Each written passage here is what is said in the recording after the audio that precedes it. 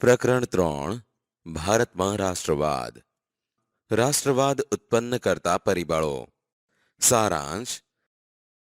રાષ્ટ્રવાદ એટલે પોતાના રાષ્ટ્ર પ્રત્યે એકાત્મતા અને ગૌરવની ભાવના. જરૂર પડે પોતાના રાષ્ટ્ર પ્રત્યે તન મન ધન ન્યોછાવર કરવા તૈયાર રહેવાની ભાવના. આધુનિક રાષ્ટ્રવાદનો સૌપ્રથમ ઉદ્ભવ યુરોપમાં થયો હોવાથી નવજાગૃતિ, ધર્મ સુધારણા, અમેરિકા અને ફ્રાન્સની ક્રાંતિઓ, ઇટલી અને જર્મનીનું એકીકરણ વગેરે પરિબળોએ યુરોપમાં રાષ્ટ્રવાદનો ફેલાવો કરવામાં મહત્વની ભૂમિકા ભજવેલી છે. બ્રિટિશરોના સંપર્કના પરિણામે ભારતીયોના રાજકીય, સામાજિક, ધાર્મિક અને આર્થિક દૃષ્ટિકોણમાં ફેરફાર થયા. સૈદ્ધાંતિક સમજ. 1. રાજકીય. અંગ્રેજોના શાસન પહેલા આપણા દેશમાં રાજકીય એકતાનો અભાવ હોવાથી ભારત નાના મોટા રજવાડામાં વહેંચાયેલું હતું. આમ અંગ્રેજોએ ભારતના ઘણા રાજવીઓને હરાવીને મોટા ભાગના ભારત ઉપર પ્રત્યક્ષ કે પરોક્ષ રીતે અંકુશ સ્થાપ્યો અને એક સરખું વહીવટી તંત્ર અમલમાં મૂક્યું. 2. આર્થિક. અંગ્રેજો ભારતમાંથી કાચો માલ ઇંગ્લેન્ડ લઈ જતા અને ત્યાં ઉત્પાદિત કરેલો તૈયાર માલ ભારતના બજારોમાં વેચતા. ઇંગ્લેન્ડ તરફથી ભારત આવતા માલ પર નજીવી જકાત લેવાતી, જ્યારે હિન્દમાં ઉત્પન્ન થતા તૈયાર માલ ઉપર વધુ જકાત લેવાતી. પરિણામે ભારતમાં ઉત્પન્ન થયેલો માલ મોંઘો પડતો. આમ આ હરીફાઈમાં ભારતના હસ્ત ઉદ્યોગ ટકી શક્યા નહીં.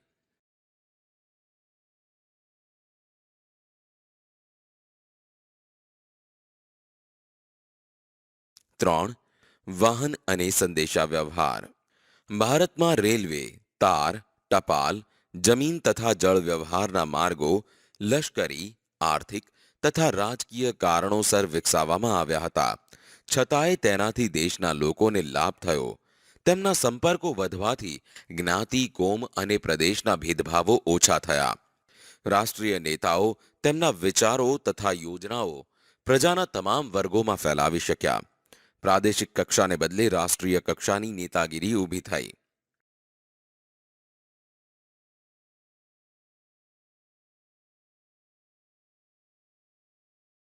4. શિક્ષણ અને સાહિત્ય. ભારતીય રાષ્ટ્રવાદના ઉદયમાં અંગ્રેજી કેળવણીનો પણ મોટો ફાળો રહ્યો. વિશ્વનું ઘણું બધું સાહિત્ય અંગ્રેજીમાં હોવાથી આપણા દેશના લોકો અંગ્રેજી ભાષા શીખ્યા. આ કારણે અમેરિકન સ્વાતંત્ર્ય સંગ્રામમાંથી લોકશાહીની તથા ફ્રાન્સની ક્રાંતિમાંથી સ્વતંત્રતા, સમાનતા અને બંધુત્વની ભાવનાની પ્રેરણા મળી. દેશની પ્રાદેશિક ભાષાઓમાં નવલકથાઓ, નાટકો, વાર્તાઓ, કાવ્યો અને ગીતો વગેરે લખાયા, જેણે રાષ્ટ્રભક્તિનો સંદેશ આપ્યો.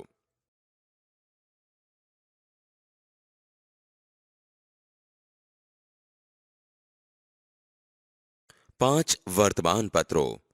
રાષ્ટ્રીય ચેતના ફેલાવવામાં વર્તમાનપત્રોએ નોંધપાત્ર હિસ્સો આપ્યો. તેમજ બંગાળ, મુંબઈ, મદ્રાસ તથા બીજા પ્રાંતોમાં પ્રસિદ્ધ થતા અખબારોએ સરકારની નીતિઓની ટીકા કરી.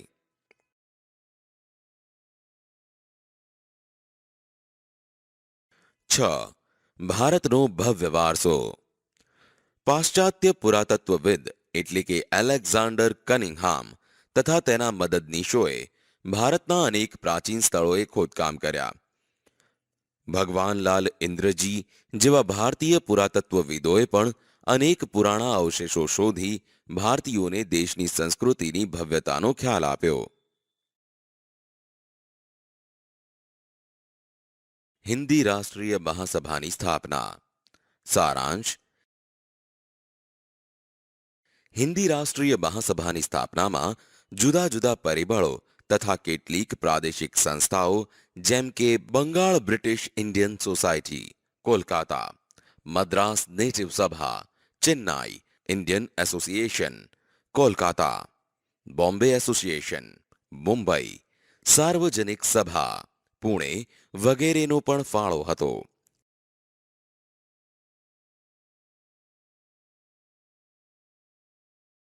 સૈદ્ધાંતિક સમજ. સર એલન ઓક્ટેવિયન હ્યુમ નામના નિવૃત્ત અંગ્રેજ અધિકારીને ખાતરી થઈ ચૂકી હતી કે બ્રિટિશ સામ્રાજ્ય ઉપરથી દેખાય એટલું સલામત નથી. આમ 1857ના સ્વાતંત્ર્ય સંગ્રામની ઘટના ફરીથી ન બને તે માટે બંધારણીય સંસ્થા સ્થાપવાનો વિચાર તત્કાલીન વાઇસરોય ડફરીનને સમજાવી કરવામાં આવ્યો. એઓ હ્યુમના પ્રયત્નોથી ડિસેમ્બર 1885માં હિન્દી રાષ્ટ્રીય મહાસભાની સ્થાપના કરવામાં આવી, જેનું પ્રથમ અધિવેશન મુંબઈની ગોકુળદાસ તેજપાલ સંસ્કૃત પાઠશાળામાં 28મી ડિસેમ્બર 1885ના રોજ વ્યોમેશચંદ્ર બેનર્જીના પ્રમુખપદે મળ્યું. આમ ભારતના જુદા જુદા પ્રદેશોમાંથી 72 પ્રતિનિધિઓએ હાજરી આપી. તેમાં દાદાભાઈ નવરોજી, ગોપાલ કૃષ્ણ ગોખલે, ફિરોજ શાહ મહેતા, બદરુદ્દીન તૈયબજી, કેટી તેલંગ, દિનશા વાછા વગેરે મુખ્ય આગેવાનો હતા.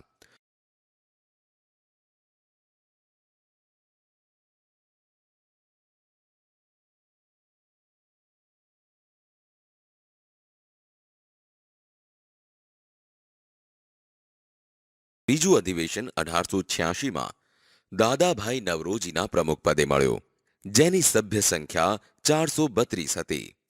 તેમજ ત્રીજું અધિવેશન 1887માં મળ્યું, જેની સભ્ય સંખ્યા 607 હતી.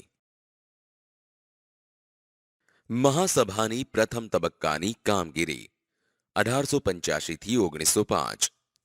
મહાસભાની પ્રથમ કામગીરી બંધારણીય હોવાથી સરકાર સમક્ષ રાજકીય હકો, આર્થિક અને સામાજિક વિકાસ અને શૈક્ષણિક પ્રગતિ માટે કરેલી માંગણીઓને અંગ્રેજ સરકારે અવગણી હતી.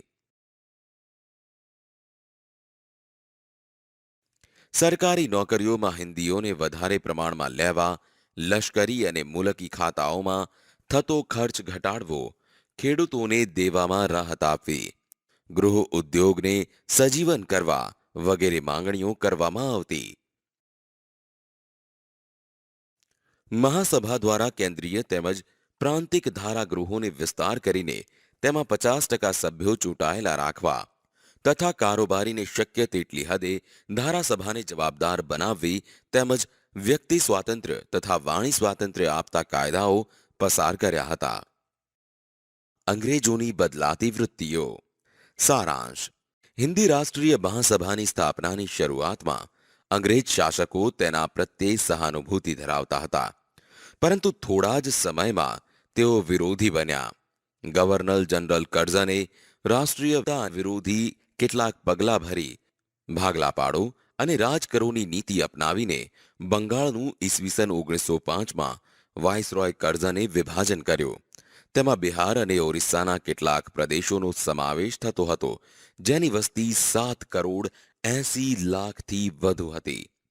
વાઇસરોય કર્ઝન મુસ્લિમ બહુમતીને અલગ કરી હિન્દુ મુસ્લિમ વચ્ચે કોમવાદ ઊભો કરીને વધતી જતી રાજકીય જાગૃતિને નબળી પાડવા માંગતા હતા, જેનો ઈરાદો રાષ્ટ્રીય નેતાઓ સમજી ગયા અને તેઓએ આ યોજનાનો ઉગ્ર વિરોધ કર્યો. સૈદ્ધાંતિક સમજ. બંગભંગનું આંદોલન.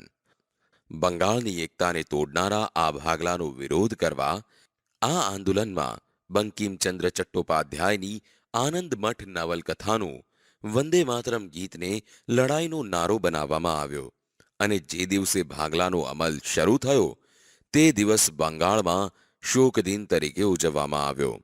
રવિન્દ્રનાથ ટાગોરના સૂચનથી તે દિવસને એકતા દિન તરીકે પણ ઉજવાયો. સ્વદેશી આંદોલન. બંગભંગની લડતને ઉગ્ર અને વ્યાપક બનાવવા 3 લક્ષણો અમલમાં મૂકવામાં આવ્યા હતા. 1. સ્વદેશી માલનો વેપાર કરવો. 2. વિદેશી માલનો બહિષ્કાર કરવો અને 3. રાષ્ટ્રીય શિક્ષણ લેવું.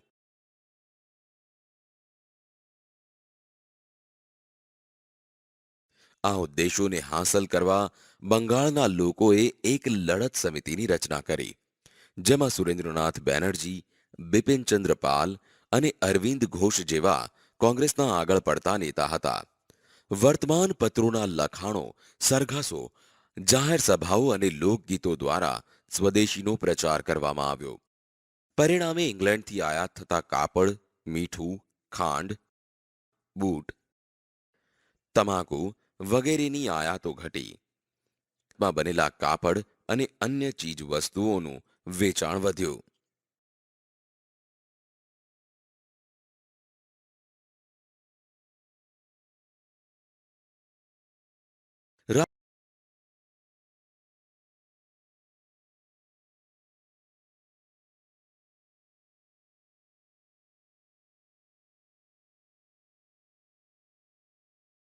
જહાલવાદનો ઉદય. સારાંશ: દાદાભાઈ નવરોજી, સુરેન્દ્રનાથ બેનર્જી, ગોપાલકૃષ્ણ ગોખલે, ફિરોજ શાહ મહેતા વગેરે નેતાઓ બંધારણીય માર્ગે રાજકીય હકો મેળવવા પ્રયત્ન કરતા હતા. તેમજ તેમના સમય પ્રમાણે નરમ વલણ અપનાવ્યું હોવાથી મવાળવાદી તરીકે ઓળખાયા. તેમની કામગીરીના પરિણામ સ્વરૂપ જાગૃત થયેલો હિંદનો યુવા વર્ગ ઉત્સાહી, આક્રમક અને આત્મવિશ્વાસથી સભર થયેલો હોવાથી તેઓ મવાળ નીતિને બદલે આક્રમક નીતિ અખત્યાર કરવામાં માનતો હતો. સૈદ્ધાંતિક સમજ. જહાલવાદી નેતાઓમાં લાલ બાલ અને પાલની ત્રિપુટીથી ઓળખાતા લાલા લજપતરાય, બાળ ગંગાધર ટિળક અને બિપિનચંદ્ર પાલનો સમાવેશ થતો હતો, જે સ્વરાજને ઇનામ તરીકે નહીં પણ હકથી મેળવવામાં માનતા હતા. જહાલવાદી નેતાઓ. લોકમાન્ય ટિળક 1856 થી 1920. લોકમાન્ય ટિળકે એક મંત્ર આપ્યો હતો કે સ્વરાજ મારો જન્મસિદ્ધ અધિકાર છે અને હું તેને મેળવીને જ જંપીશ. તેમણે ગણેશ ચતુર્થી અને શિવાજી જયંતી ઉત્સવો ઉજવવાનું તેમજ મરાઠી ભાષામાં કેસરી અને અંગ્રેજી ભાષામાં મરાઠા નામના 2 વર્તમાન પત્રો શરૂ કર્યા. ઈસવીસન 1916માં હોમ રૂલ ચળવળમાં તેમણે સક્રિય ભૂમિકા ભજવી હતી.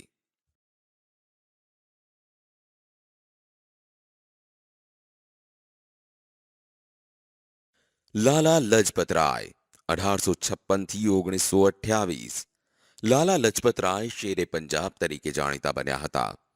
તેમણે ધી પંજાબી અને ધી પીપલ જેવા વર્તમાન પત્રો શરૂ કર્યા.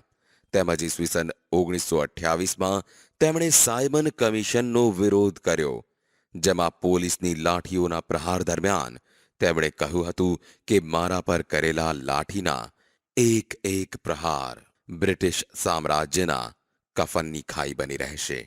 આમ અંગ્રેજોના લાઠી પ્રહારથી તેમનું અવસાન થયું. બિપિનચંદ્ર પાલ 1858 થી 1932. લાલ બાલ અને પાલની ત્રિપુટીના ત્રીજા બંગાળી નેતા બિપિનચંદ્ર પાલ હતા. બ્રહ્મો સમાજના સંપર્કમાં આવ્યા બાદ તેમણે ન્યૂ ઇન્ડિયા સાપ્તાહિક અને વંદે માતરમ વર્તમાનપત્ર શરૂ કર્યું હતું. અંગ્રેજ સરકારે યુવાનોને હિંસક માર્ગે ઉશ્કેરવાનો તેમના પર આરોપ મૂક્યો હતો. મુસ્લિમ લીગની સ્થાપના. સારાંશ: ભારતમાં ઉગ્ર રાષ્ટ્રવાદ ઝડપથી ફેલાતો હતો, ત્યારે અંગ્રેજોએ રાષ્ટ્રીય ચેતનાને તોડવાનો પ્રયત્ન કર્યો તેમજ મુસ્લિમોના એક જૂથને સમજાવવામાં સફળ રહ્યા. પરિણામે ઈસવીસન 1906માં ઢાકામાં મુસ્લિમ લીગની સ્થાપના થઈ. આ સંસ્થાની સ્થાપનામાં મુસ્લિમોના ધાર્મિક વડા આગા ખાન, ઢાકાના નવાબ સલીમુલ્લાહ ખાં, વાઇસરોય મિન્ટો અને તેના ખાનગી મંત્રી ડનલોપ સ્મિથે મહત્વની ભૂમિકા ભજવી હતી. સૈદ્ધાંતિક સમજ. હોમ રૂલ આંદોલન 1916. એપ્રિલ 1916માં બાળ ગંગાધર ટિળકે પૂનામાં ઇન્ડિયન હોમ રૂલ લીગની સ્થાપના કરી અને જાહેર કર્યું કે સ્વરાજ મારો જન્મસિદ્ધ હક છે અને હું તેને મેળવીને જ જંપીશ. આમ ત્યારે તેમને લોકમાન્ય તરીકે બિરદાવવામાં આવ્યા. એની બેસન્ટે મદ્રાસમાં સપ્ટેમ્બર 1916માં હોમ રૂલ લીગની સ્થાપના કરી, જેનો હેતુ બંધારણીય માર્ગે હોમ રૂલ મેળવવાનો હતો. તેમજ તેણે તેના સાપ્તાહિક ધી કોમનવેલ અને દૈનિક ન્યૂ ઇન્ડિયામાં લેખો લખ્યા.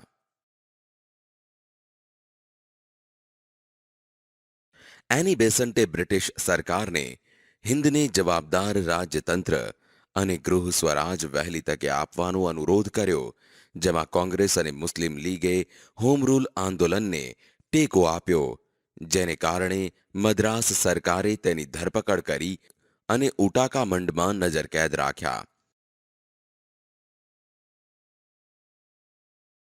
એની બેસન્ટને મુક્ત કરાવવા દેશમાં સભાઓ અને સરઘસો દ્વારા ઠેર ઠેર વિરોધ વ્યક્ત કરવામાં આવ્યો અને અંતમાં તેમને છોડી દેવામાં આવ્યા.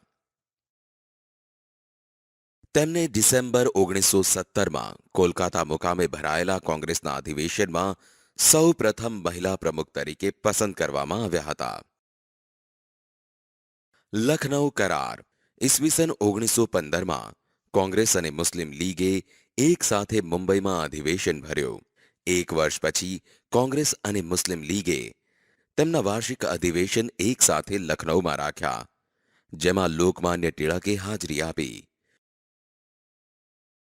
ઈસવીસન 1907માં સુરત કોંગ્રેસ અધિવેશનમાં મવાળવાદી તથા જહાલવાદી જૂથ અલગ પડ્યા, જે હવે એક થઈ ગયા હતા. કોંગ્રેસ અને મુસ્લિમ લીગના નેતાઓએ ઈસવીસન 1916માં લખનૌ મુકામે સમજૂતી કરીને કરાર કર્યા, જે કરાર લખનૌ કરાર તરીકે જાણીતો થયો. સુભાષચંદ્ર બોઝ અને આઝાદ હિંદ ફૌજ. સારાંશ. સુભાષચંદ્ર બોઝનો જન્મ 23મી જાન્યુઆરી 1897ના રોજ ઓડિશાના કટક મુકામે થયો હતો. તેમની માતાનું નામ પ્રભાવતી અને પિતાનું નામ જાનકીનાથ બોઝ હતું. બાળપણથી જ તેઓ તીવ્ર બુદ્ધિ પ્રતિભા ધરાવતા હોવાથી ઈસવીસન 1920માં લંડનમાં આઈસીએસની પરીક્ષામાં ચોથા નંબરે પાસ થયા. ભારતમાં આવ્યા પછી હિન્દી રાષ્ટ્રીય મહાસભામાં જોડાયા અને સ્વાતંત્ર્ય ચળવળોમાં ભાગ લીધો, જેમાં 11 વખત રાજકીય કેદી તરીકે પકડાયા.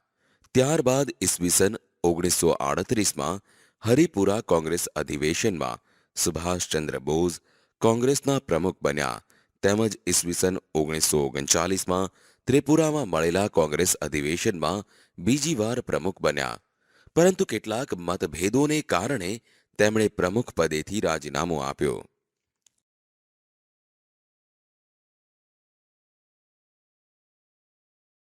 સૈદ્ધાંતિક સમજ. મે 1939માં સુભાષચંદ્ર બોઝે ફોરવર્ડ બ્લોક નામના નવા રાજકીય પક્ષની રચના કરી. બીજી બાજુ યુરોપમાં દ્વિતીય વિશ્વયુદ્ધ શરૂ થતા ફોરવર્ડ બ્લોકે યુદ્ધ વિરોધી પ્રચાર શરૂ કર્યો.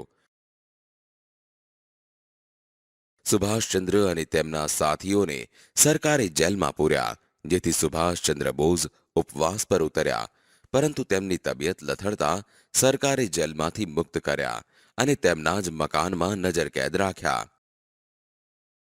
17મી જાન્યુઆરી 1941ના રોજ મધ્યરાત્રિએ સુભાષચંદ્ર બોઝ વેશ પરિવર્તન કરી પેશાવર, કાબુલ અને મોસ્કો થઈ બર્લિન ગયા, જ્યાં તેના રેડિયો પરના પ્રવચન સાંભળી અંગ્રેજ સરકાર ચોંકી ઉઠી અને ત્યારબાદ સુમાત્રા થઈને જાપાન ગયા.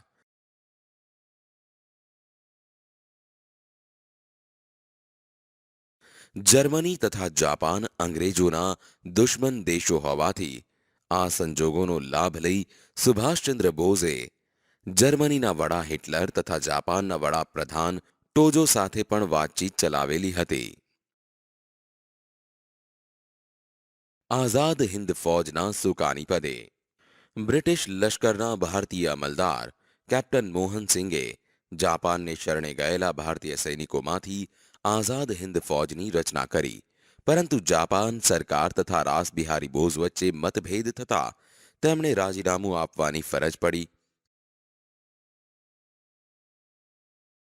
આમ રાસબિહારી બોઝે સર્વસંમતિથી 4 જુલાઈ 1943ના રોજ આઝાદ હિંદ ફૌજના સર્વોચ્ચ નેતા તરીકે સુભાષચંદ્ર બોઝની વરણી કરી, જેમાં તેમને નેતાજીનું હુલામણું નામ આપવામાં આવ્યું.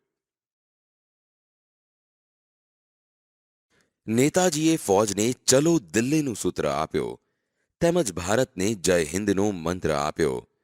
તેમણે દક્ષિણ પૂર્વ એશિયાના દેશોનો પ્રવાસ કરીને ત્યાંના ભારતીયો પાસે માતૃભૂમિની સ્વતંત્રતા માટે તેમના સર્વસ્વનું બલિદાન આપવાની માંગણી કરી, જેમાં તેમણે तुम मुझे खून दो मैं तुम्हें आजादी दूंगा ના સૂત્ર દ્વારા આઝાદી માટે આહવાન કર્યું. કામ ચલાઉ સરકાર. ઓક્ટોબર 1943માં સુભાષચંદ્ર બોઝે સિંગાપુરમાં કામચલાઉ સરકારની સ્થાપના કરી, જેમાં તેમણે પોતે લશ્કરના સર્વોચ્ચ વડા તરીકેનો હોદ્દો સંભાળ્યો અને ઇંગ્લેન્ડ અને અમેરિકા સામે યુદ્ધ જાહેર કર્યું. આઝાદ હિંદ ફૌજની કામગીરી. સુભાષચંદ્ર બોઝ આઝાદ હિંદની કામચલાઉ સરકારના વડા બન્યા પછી આઝાદ હિંદ ફૌજનું પુનઃ આયોજન કર્યું. તેમણે આઝાદ હિંદ ફૌજમાં 4 લશ્કરી ટુકડીઓ ઊભી કરેલી, જેના નામ તેમણે ગાંધી, સુભાષ, નહેરુ અને આઝાદ આપેલા. આઝાદ હિંદ ફૌજે ભારતની પૂર્વ સરહદે આરાકાન અને ઇમ્ફાલ વિભાગમાં કેટલાક વિજયો મેળવ્યા, પરંતુ પુરવઠાની ભયંકર તંગી અને ભારે વરસાદના કારણે ફૌજને પીછેહટ કરવી પડી.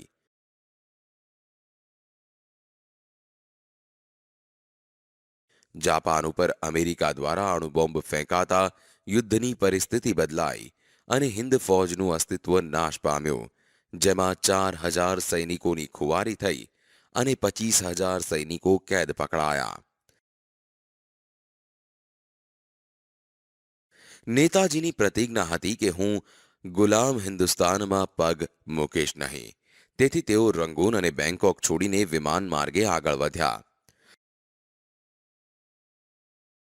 જાપાને કરેલી જાહેરાત મુજબ 18 ઓગસ્ટ 1945ના રોજ ફોર્માસાના તાઇપેઈ વિમાન મથકથી વિમાન ઉપડ્યું અને તરત જ તેને આગ લાગી, જેમાં નેતાજી સખત દાઝ્યા અને અવસાન પામ્યા એવું કહેવાય છે. વિદ્યાર્થીઓ, આ પ્રકરણ અહીં